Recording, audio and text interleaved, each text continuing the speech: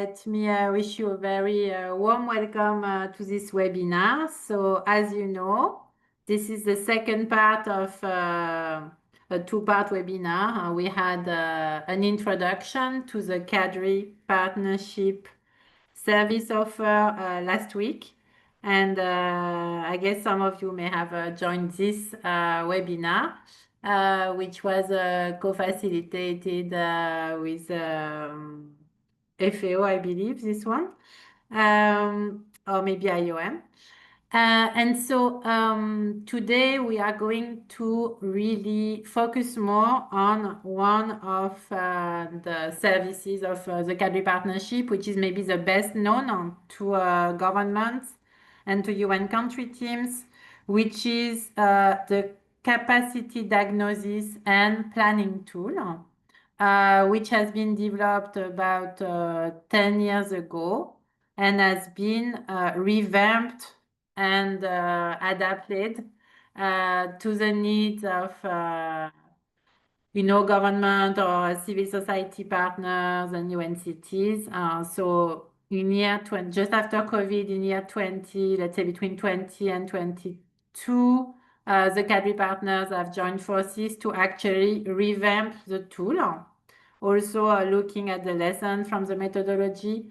And now we have also digitalized the tool.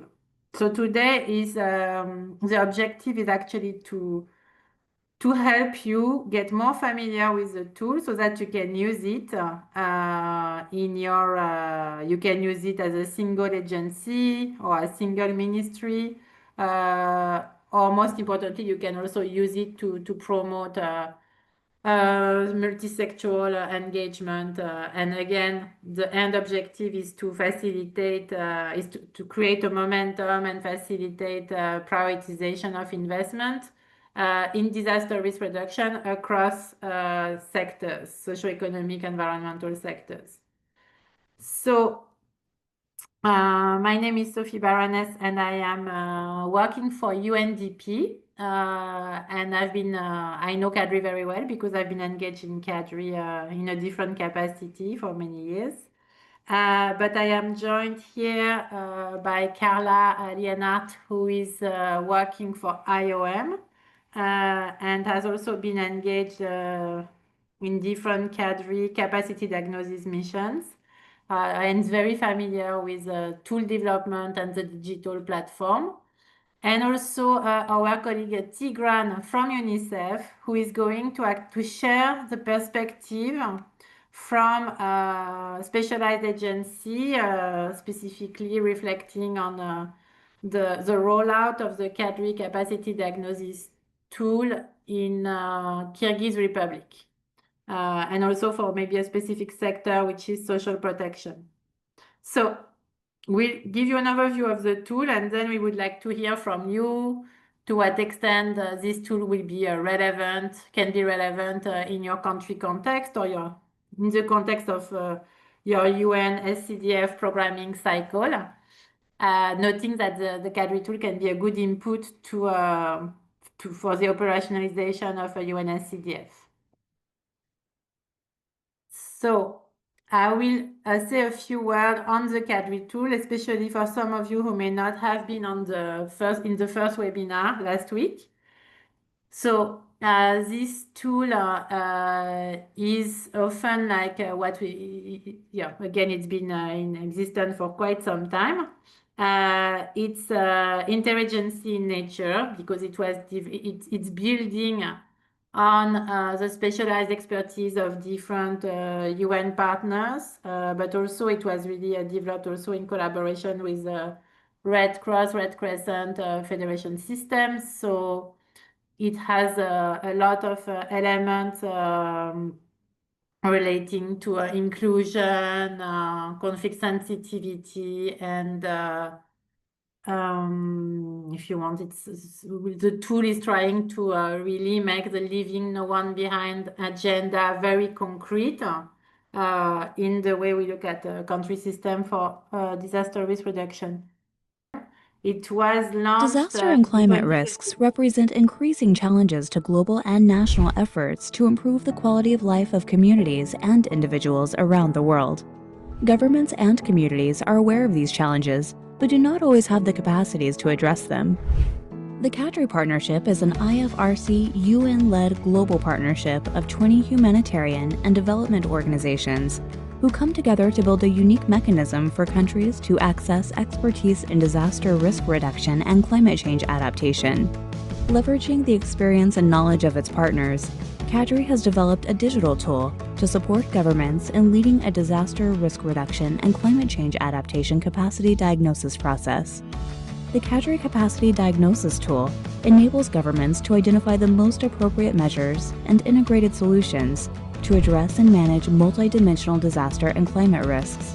It assists countries to operationalize their national disaster risk reduction strategies by identifying priority areas for investment across sectors. The tool helps to pool and mobilize expertise in disaster risk reduction and climate change adaptation from 20 partners within and outside the UN system.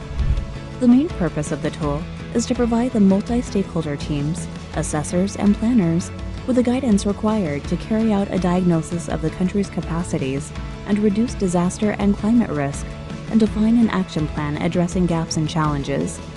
The CADRI tool users are government officials, as well as members of the UN country teams and the incoming interagency CADRI teams. The tool can also be used beyond the CADRI missions by the global disaster risk reduction and climate change adaptation community. The digital tool includes 9 sector-specific questionnaires, providing guidance for the implementation of the country's disaster risk reduction and climate change adaptation capacity diagnosis. It applies the integration of gender, leave no one behind, and conflict sensitivity key principles in the center of national planning in a government-led, participative, and inclusive process. It allows multi-country stakeholders, including the government, the UN, and the IFRC experts to work simultaneously and exchange information in real time with the help of the user-friendly interface. The users can create and allocate roles for the missions to coordinate the process easily.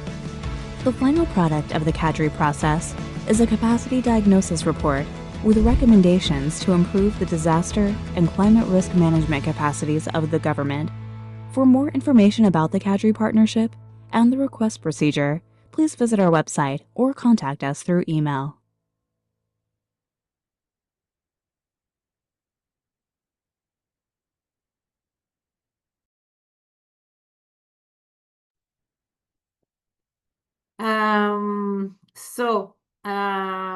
This is a summary slide of the video somehow, but in essence, the CADRI partner agencies have put together a tool, but it's also a methodology, it's beyond a tool, to help diagnose capacities across 10 sectors. So we have 10 sectors today. We may have more sectors tomorrow. It's constantly evolving. For instance, we have one sector which is infrastructure. And obviously, infrastructure covers many subsectors, transport, energy, and so on. So it may, at one point in time, we may actually have more, let's say, sectoral modules. What is of interest to users is that you can actually, customize your diagnosis frame, the diagnosis tool, to the country context.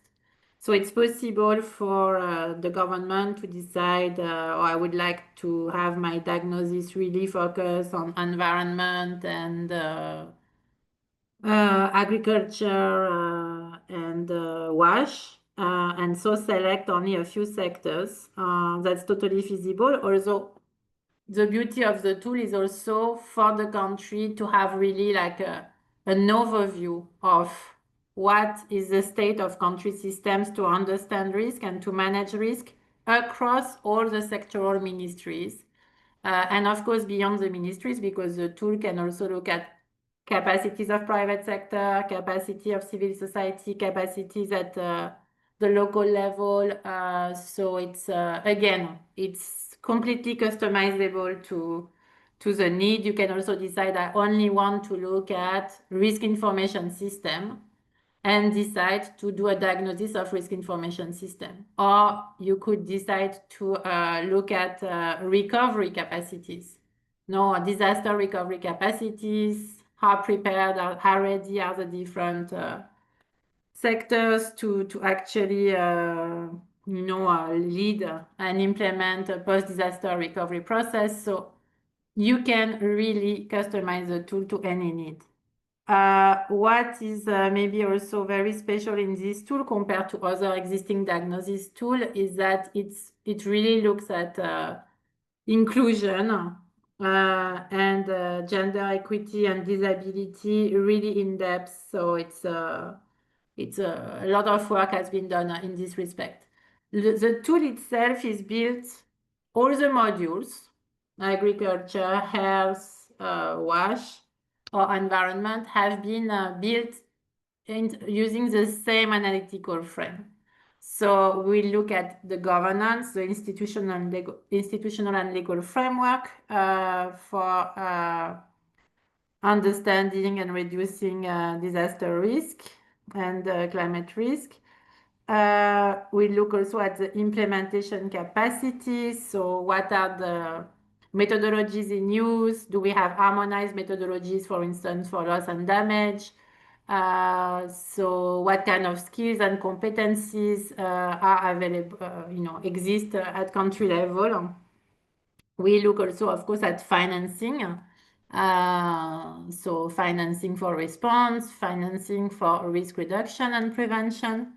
Of course, one key core dimension is knowledge, which covers all the understanding of risk and vulnerabilities and exposure in different sectors. And finally, technology and equipment, which is obviously also one dimension of the capacity of a country to manage and reduce exposure to risk and vulnerability to risk. So ultimately, what you get is a diagnosis, but beyond the diagnosis, what is really, of course, of interest to the country stakeholders is what kind of process, what kind of output this diagnosis can actually inform. The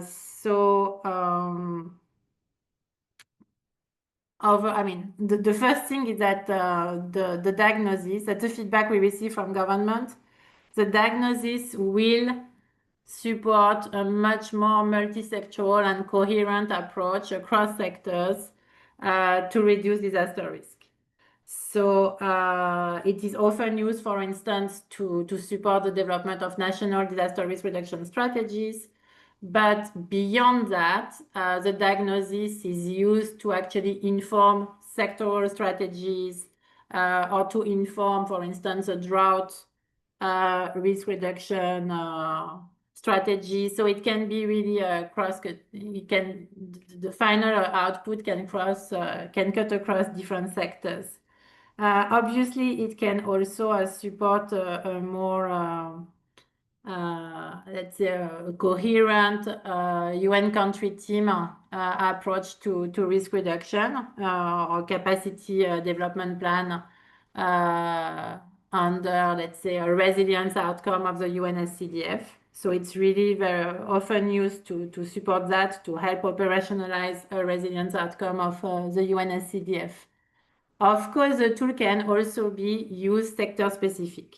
So it's possible for one government entity, for local government, or for one agency or two agencies to decide to use only one sector module. So, of course, for instance, UNICEF can use the WASH module specifically, etc.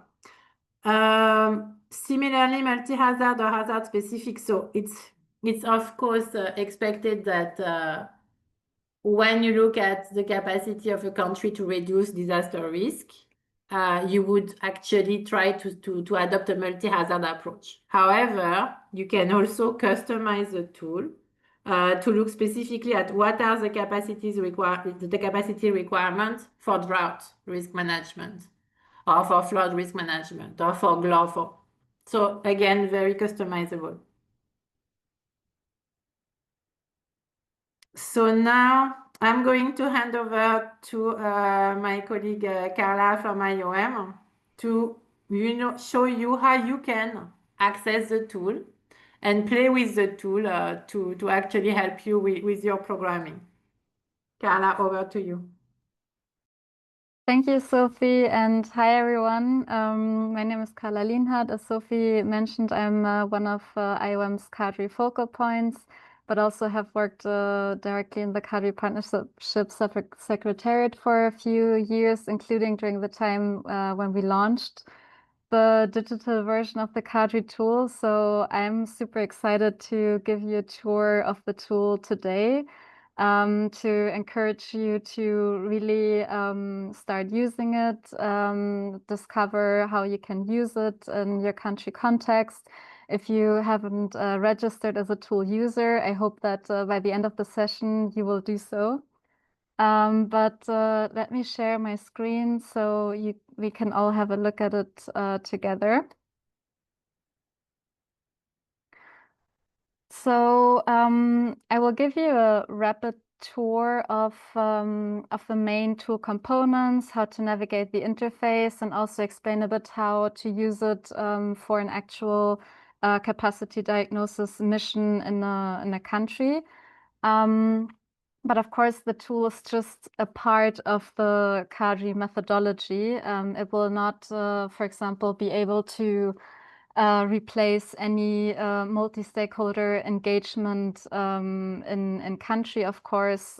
So just keep that in mind. The tool is an enabler, and how it can enable us, I will try to show you now. So if we land on the CADRI website, which I'm sure you are familiar with, you'll see here that you'll find the CADRI tool.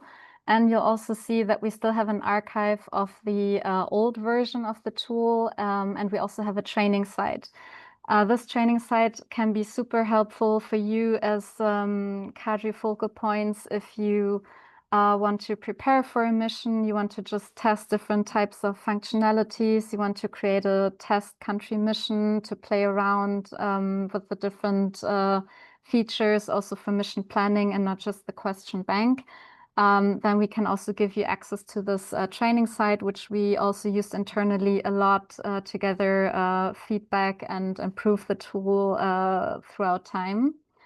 But now I'm going to show you the new tool site. So this is what it will look like if you go on it, and you will see that even if you haven't registered as a user, you will be able to access the full question bank. Filter it, find specific questions that relate to your specific country contexts and needs. So this is already super useful. It's accessible to anyone, but only as a registered user, you will have access to the full functionalities like accessing the user database or the full mission planning features that I'm going to show you now. So as a registered user, this is how the landing page will look like, or the main dashboard. Here you will be able to see the access type that you, or the user type that you have. As admins, for example, we are also able to review new questions that can be proposed by users of the tool. So the tool is really a living thing. If you have developed a tool, you know it's never done. It's constantly evolving and improving over time, of course. Also to keep that in mind. And as you can see, the main components of the tool are the question bank, which is the heart of the tool. We have the user database, the missions and countries part, and a help and support section, where you will be able to see frequently asked questions, as well as a series of video tutorials that help you to navigate the interface. So let me show you the heart of the tool, which is the question bank. As you can see, we have over 6,500 questions that represent really the wealth of the CADRI partners' expertise across the sectors. If we go into the question bank, you will see, as Sophie mentioned, that really the great added value of this tool is how customizable it is to your specific needs. It can be overwhelming if you first open it and you're not sure how to really use it. So I just want to give you some examples. If you're a registered user, not just can you go through all the questions, but you will also be able to filter a specific set and create a customized analytical frame for your purposes that you can then save and download and use to take notes and take, for example, in a mission context, to a semi-structured interview. Please remember that these questions are not there to take them to an interview and read them out and use them literally. They're really supposed to be a guidance for you as the expert to reflect what is really useful for the country context, and then how can you localize it or translate it depending on the stakeholder that you would be meeting with, just to have to spark the discussion. So the filters that we have to create customized analytical frames are, of course, the modules or the sectors that were also shown in the video and on the slides. So for now, we have 10 sectoral modules, as well as a generic module. And in every module, you will find the same structure of the 5 capacity dimensions. So you can also look specifically at key issues that you should consider when assessing capacities for DRR or climate change adaptation that relate to governance or implementation, technology and equipment, etc. So you can specifically filter for that. We also have specific report elements. As Sophie said, the tool enables you to have a general diagnosis of DRR and CCA capacities, but you can also be much more specific and only look at preparedness, for example, or have a specific diagnosis that relates to risk information systems. So you can also filter questions for that. And of course, you can combine the filters. So look for risk information within a specific sector and within a specific capacity dimension. We also have specific hazard questions. So here you find a long list of hazards and principles. And by that, we mean that we also integrated in the tool bank, for example, questions that relate to conflict sensitivity, specific questions that relate to private sector, local level, etc. Even though, as Sophie said, it's mainstream throughout the whole tool, we also can easily find specific questions to help us think about how to include also vulnerable population groups, for example. So to give you an example, also how you can use the keyword search function and combine it with filters. Let's say I want to have a look at the generic module, not a specific sector for now, and I also want to look at prevention. And specifically, I want to find questions that relate to prevention of drought risk. So I can just type in drought in the keyword search function, combine it with additional filters, and then click on search. And then I will find specific questions that relate to my request. And here you will see that we have a hierarchy of questions. These acronyms are not so pretty, but I'll explain them to you.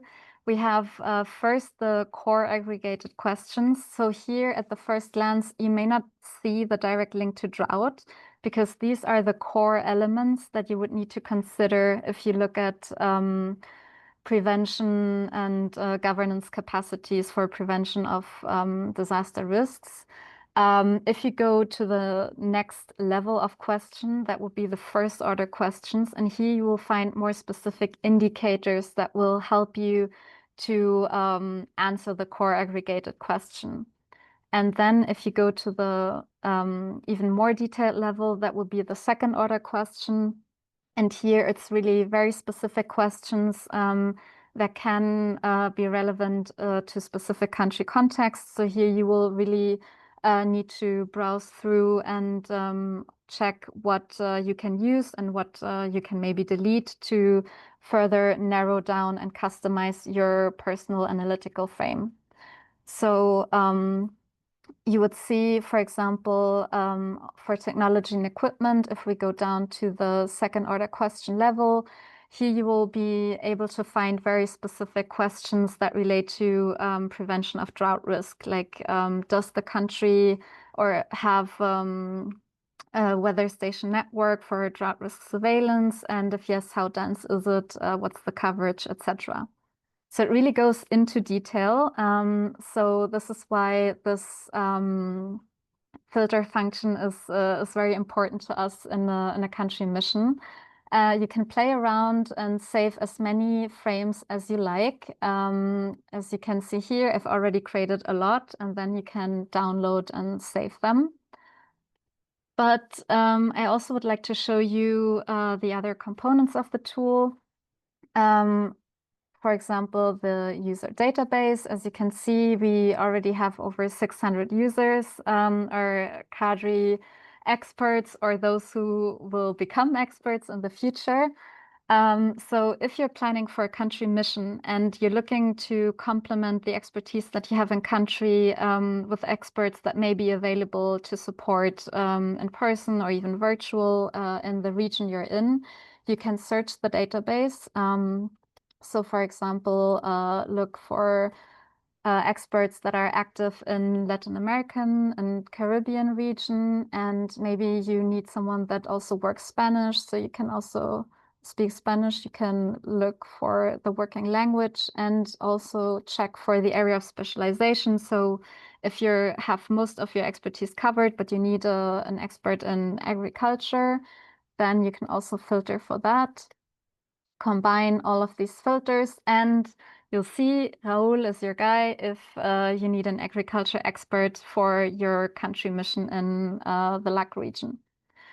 So you can even have a look at the profile, see what expertise this tool user brings, and connect. And for really creating a mission, of course, as I said, this doesn't only happen in the tool, but also outside of the tool. So it cannot cover for all the conversations that you need to have before you really create the mission in the tool. I'll show you a few examples of where we already used the digital tool. So you can see in different regions, in the African region, for example, in Djibouti, in Zambia, and Tanzania. The tool was also already used in the Maldives, in Mongolia, and Asia Pacific, as well as in LAC in Costa Rica. And how you would start is that you have, of course, the scoping exercise with different stakeholders that is led by the government to really find out what should be the main goal of the capacity diagnosis and the scope. So if we would add a new mission, let's say we're going to create a capacity diagnosis mission in Honduras, we can select the report type. So is it an overall capacity diagnosis, or should it be more focused on preparedness, for example? We would then select a date when we would hope that the report, so the end product, would be ready. Here we would select the modules that are prioritized for the mission. So the aim is not always to cover everything, but really to think about what are the key productive or social sectors that are of priority. So let's say we select the generic module. and agriculture as a productive sector, and human mobility, for example.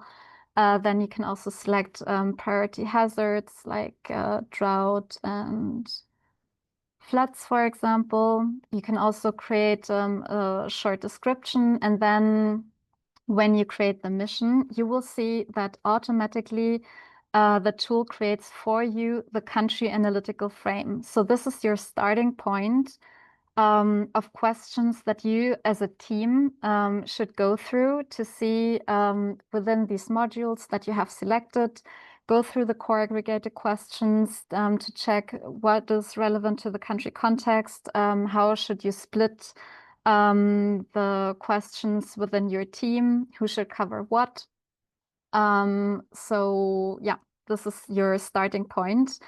It's a lot of questions, but it's really, there as a guidance. I'm not going to create the mission now. I'm rather showing you an existing mission just to show you how the team setup can look like. If you create the mission, and you will then be able to add existing tool users to your team and create different sub-teams. There will always be a team leader, and you can create as many sub-teams as needed. So in this case, there was one focused. So this mission was not a general diagnosis, but really focused on disaster recovery. So there was a team focused on infrastructure recovery, a team that was focused more on social recovery, as well as economic recovery, and the financing part. So this is really up to you. And then you will be able to assign people in your team specific roles. And in your then user analytical frame, this is how it will look like. So if you are assigned the generic module, you will see the different capacity dimensions and the core aggregated questions under that capacity diagnosis. And you will be able to see the score. So at the core aggregated question level, this is where you need to assign a score from 1 to 5. You need, of course, to justify that score. You can add findings, and you can also add recommendations. Of course, here you can go more into detail to check the first and second order questions that are relevant. As you can see here, there's already been a filtering process, so you won't see all of the questions, but already a selection that was necessary for that country context. And here you can just type in several recommendations. The end product then will be a report that I also want to quickly show you. And of course, the report is not an end in itself. It's just, again, something that the tool can produce for you as an output. But what's really then the added value is the multi-stakeholder engagement, what you do with the report, the validation of the findings, the recommendations, the prioritization of the recommendations, who will be able to implement the recommendations, and so on. But just to give you a taste of how the report can look like, it's structured by general findings, sector-specific, and hazards. And the scoring that you saw that you assigned to the tool questions will, the tool will translate it for you into a spider web diagram to visualize the scoring.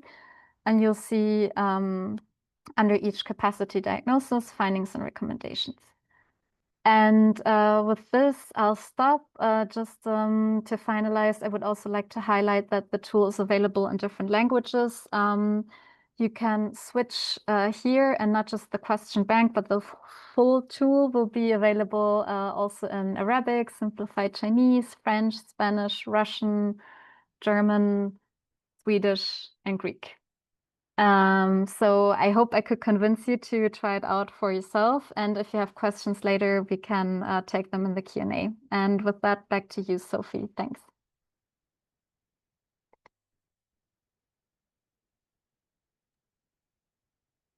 Thank you, Carla. I always find like the demo of the tool is indeed always a bit overwhelming, but it's actually very user friendly. And again, it can be used also for very, very specific issue. For instance, if you wonder what do we need to consider for the legal and regulatory framework for disaster risk reduction to include private sector? To actually regulate private sector. Then you will be able to look only at the pointers that consider private sector in the risk governance module. So it can be very specific like that. And for that, you don't really need a diagnosis. You can just, play with the tool also to look at elements of capacities that can inform, for instance, one of your projects.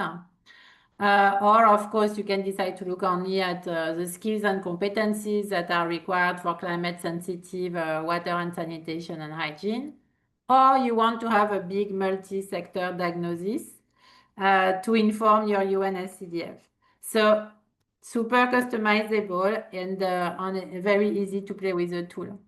Now, I think I already touched on what could be the output of the tool. Of course, it's to help with planning, to inform national disaster risk reduction strategies, or, for instance, a big multi-sectoral contingency plan, if you want to look at only at preparedness for response. In some countries, it has actually directly informed the national growth strategy, the green growth strategy, or the national poverty reduction strategy, or national development plan. And it's also an input to the UNSCDF. I already elaborated on that, especially to the annual work planning of the UNSCDF. Finally, this type of diagnosis can also be a key input to a resource mobilization, undertaking by the government or by the UN system. For instance, especially, where we have seen it very useful, it was to actually develop a EU funding proposal, or to inform a proposal for the vertical fund for GCF or GF adaptation. So now I would like to invite our colleague Tigran from UNICEF to share how the tool was useful in the Kyrgyz Republic. Thank you. Thank you very much, Sophie. Just to check if you hear me. Yes, very well. Thank you. Dear colleagues, as part of the CADRI partnership, as Sophie mentioned, we are undertaking a whole of system disaster risk reduction capacity diagnosis, which is led by the Ministry of Emergency Situation. And these efforts help the government, UN country teams, and partners to identify the right policies, skills, financing mechanisms needed to shift toward risk-informed planning. During the CADRI scoping mission, which is the first step, several key sectors were recommended for inclusion in the capacity diagnosis. And those were agriculture, WASH, education, environment, transportation and housing, health, tourism, and very importantly, and the first time, social protection. UNICEF joined the CADRI capacity diagnosis team, expert team, and engaged consultancy to assess disaster risk reduction in the social protection systems. So, which was looking at the following four main areas: interviews with government, UN, and partners, field visits to hazard-prone municipalities to understand how the national policies are being translated and functioning at local level. We also reviewed the national legislation, strategies, and policies, and finally consolidation of finding for discussion and agreement with governments, partners, and the UN agencies. But let me share a few key observations from the Kyrgyzstan context. So there was growing interest in using national social protection programs to support the population during emergency situations. However, the use of social protection in emergencies was at a very early stage. Kyrgyzstan has comprehensive social protection laws, but none of them specifically address disaster or emergency situations. In past crisis situations, the ad hoc measures have been triggered, but the lack of institutionalized framework resulted in fragmented case-by-case responses. Another gap that Kyrgyzstan lacks a mechanism to assess the impact of disaster on vulnerable groups before and after emergencies. And this is also part of the key principle that was also presented by Sophie, which is leave no one behind. So no system for collecting and analyzing disaggregated data by gender, age, disability, which makes difficult to understand the most at-risk groups. The Ministry of Labor, Social Security and Migration in Kyrgyzstan did not address the needs of training, coordination, gender-sensitive services in emergencies. Although the system, the social protection system, is very well developed, it faces additional pressure from demographic and fiscal challenges, and there is little experience in emergency planning. So restrictive targeting, weak links between benefits, pension, and poverty reduce the societal resilience. Social workers, meanwhile, lack clear emergency protocols and rely heavily on personal experience. Bureaucratic procedures was another hindering factor and leading to replacement of ID cards taking a number of weeks, leaving vulnerable households exposed during a crisis. The capacity diagnosis in the social protection area brought several recommendations, and among them was key. Some of the key recommendations were to introduce a new legal category of recipients entitled to social protection as a result of the disasters. Another one was developing a list of services and cash benefits to be provided in emergencies. Another one was creating a methodology for assessing vulnerabilities in emergencies, including gender-sensitive indicators, developing a national strategy on social protection in disasters, strengthening the capacity of social protection workers, and enhancing community participation in disaster risk reduction, establishing a dedicated budget line for emergency-related social protection, and finally developing clear protocols for social workers for each type of disaster. So those were the main recommendations, and following those recommendations, UNICEF with partners worked very closely with the government and the ministry responsible for social protection to progress those recommendations and advance shock responsive social protection, particularly in 2023, regulations and standard operating procedures on humanitarian cash transfer and emergency social services were developed and submitted to the Cabinet of Ministers.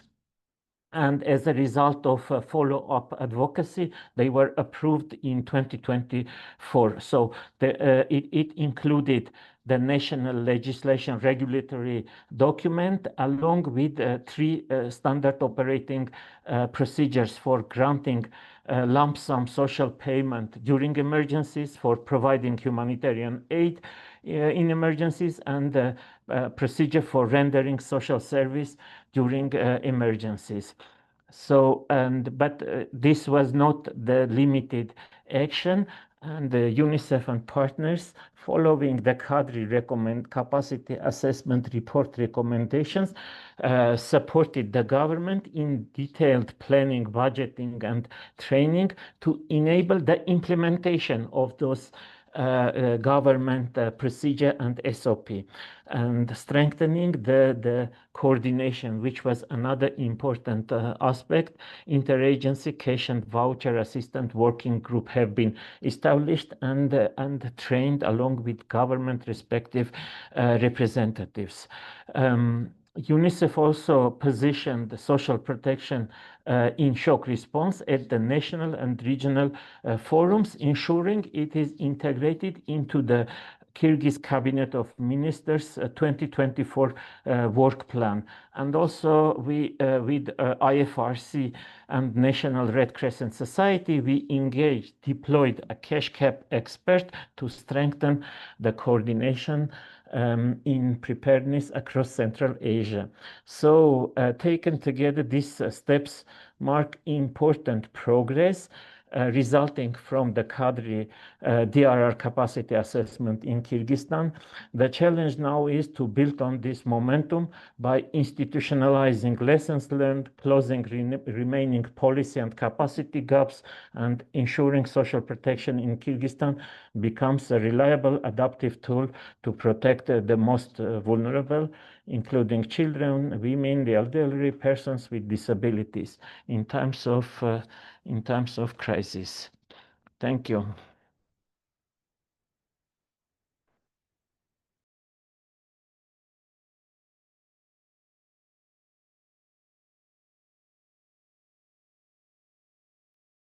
Thank you very much, Tigran. Actually, each time I'm listening to you, I mean, once a year we have this opportunity to actually do some follow-up, and each time I hear new thing about the impact measurement of the rollout of the CADRI diagnosis tool in one specific sector, and of course multi-sector. So it's always interesting to hear 1 year after, 2 years after, what has been the impact.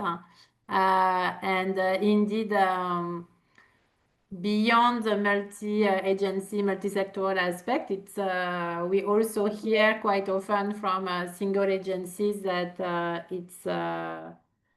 it has also, enabled one agency to actually, elevate DRR on the agenda with a specific in a specific sector. So it's also one of the typical impact.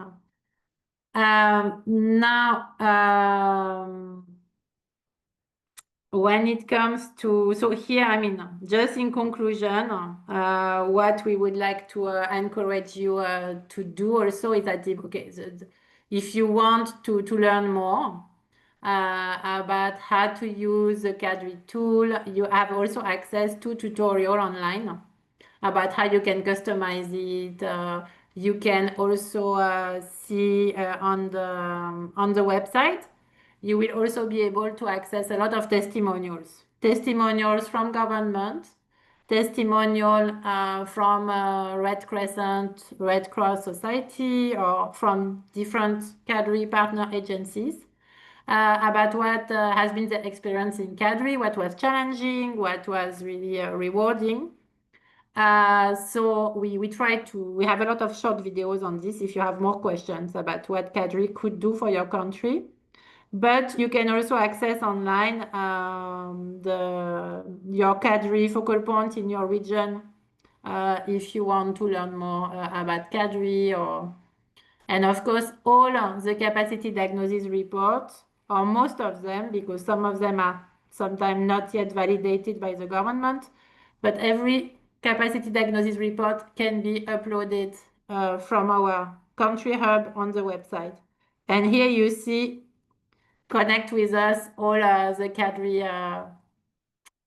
CADRI agencies focal point in your regions or at headquarter level that you can, to whom you can reach out. So with that, I would like to open the floor if you have specific questions for us, or if you want to make contribution, if you have been part of a CADRI deployment or a CADRI country engagement, please, you can use the chat and for any question or contribution. Thank you.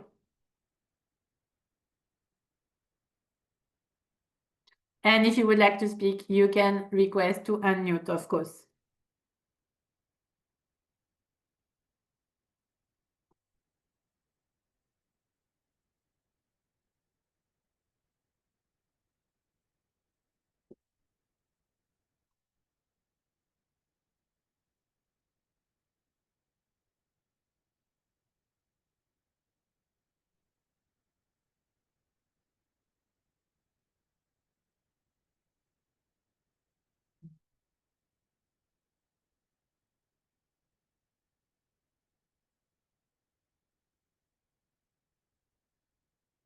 I think Karim has requested the floor. Please, Karim, I hope you can unmute you. Maybe I can. I think that's okay now. Hi, Okay. everyone. Bonjour, Hi, Sophie. Karim. No, thanks a lot for this presentation. I think it's a very good step forward for the CADRI exercise in countries, and it will certainly help in boosting our activities on the ground. My remark is that it fares very well in the African region pathway, because we are engaged now in first of all, I'm introducing myself. I'm Karim Ali Ahmed, environment advisor and in charge of the DRR in UNDP Madagascar. And we've been working for many years now in the setting of the informed risk subnational model in Madagascar. One of the pillars of the informed risk model is the capacities to cope with disasters in country. And the main challenge is to be able to update capacities and to see how we can invest in them for the enhancement of the capacities to cope with the disasters in country.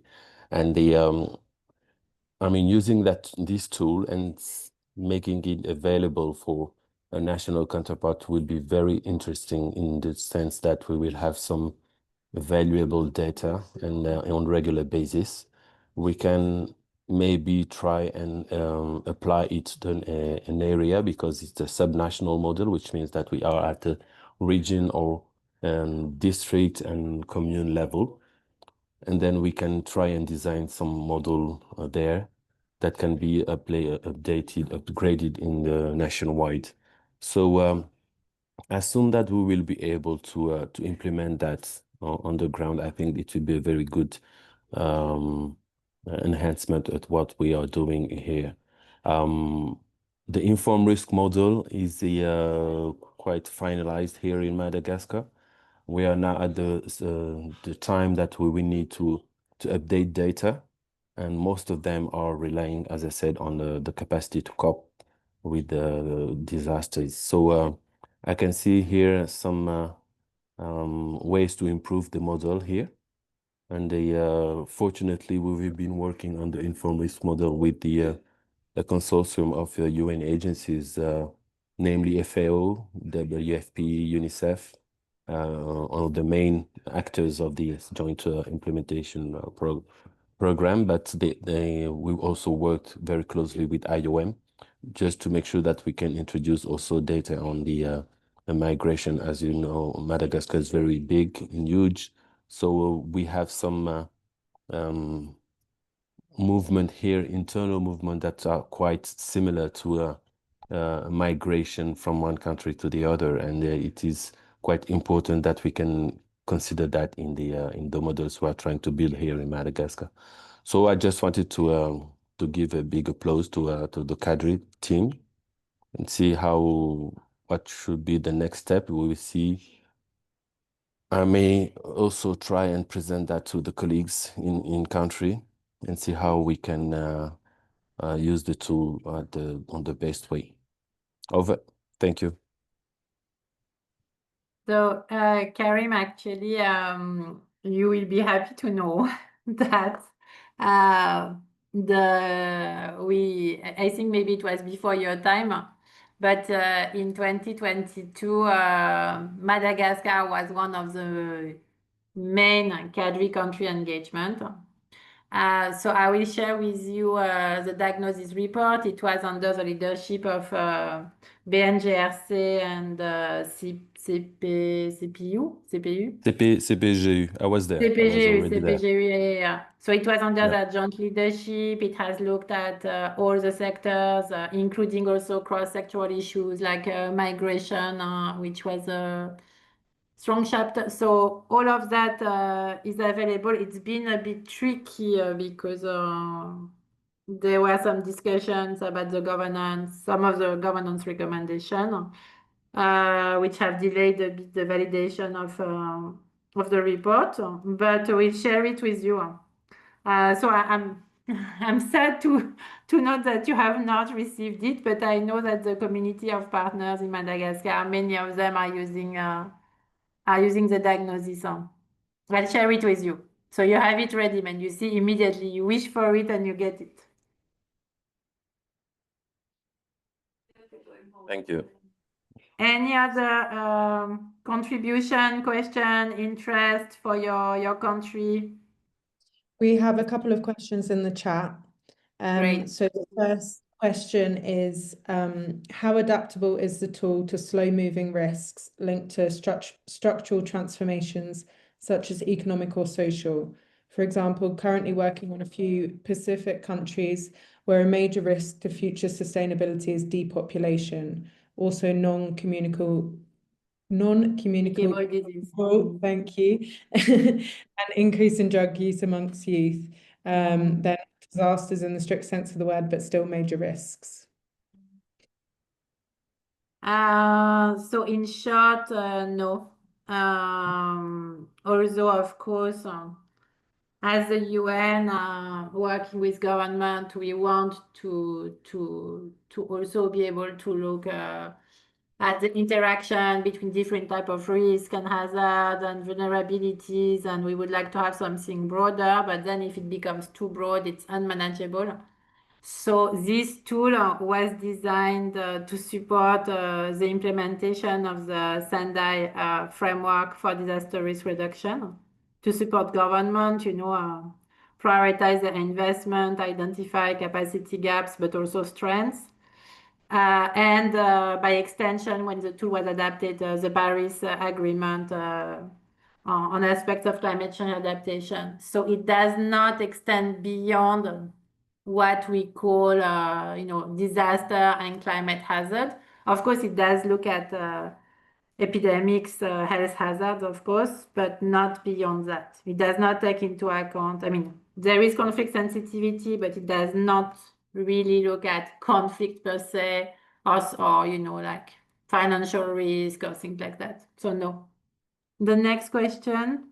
Yeah, final question, and we're a couple of minutes over time, but I think it should be a quick one. So have you ever applied the CADRI tool to support African risk capacity contingency planning? To African risk capacity, you mean to the ARC? I think contingency planning in the African region is how I'm interpreting. Okay. Yes. Actually, it's been a very, in the first years of CADRI, especially the first, let's say, 5-7 years of CADRI, the tool was very focused on preparedness for response. And then one of the output of the tool has been in a number of countries, especially I think at that time in the Sahel region, to inform national contingency plan to ensure that they are truly multi-sectoral. So yes, it's totally feasible with the tool. We just need to select preparedness for response and response, right? And then it can help with contingency planning.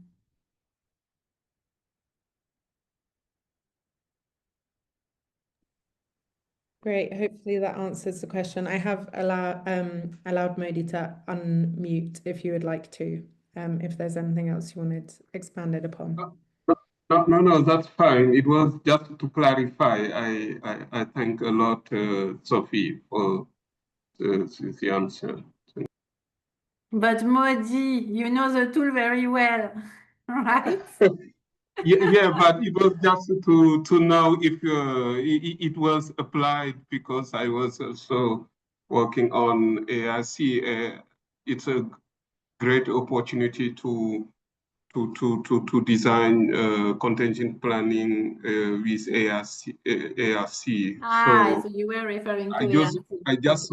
I was wondering if you have a country who has already used or applied this tool, because I think it can help countries to better design their contingency planning. Okay, yes, I confirm. Yes. Thank you, Modi. And nice to hear your voice. Thank you, Sophie and So, colleagues, thank you for joining. I think we're gonna end here just on time, almost a little bit more, a few minutes more. But thank you, and thank you, especially, of course, Tigran, UNICEF, and Carla, IOM. And of course, Becky, who has coordinated together with Richard the organization of the webinar. And you can obviously access, in a few days, you will be able to access the webinar also on the website. Thank you all very much. And don't hesitate to reach out should you have any interest or question about the tool. Thank you. Bye-bye. Thank you. Thank you. Bye. Thank you, Bye. everyone. Bye. Congratulations, Sophie. Thank you.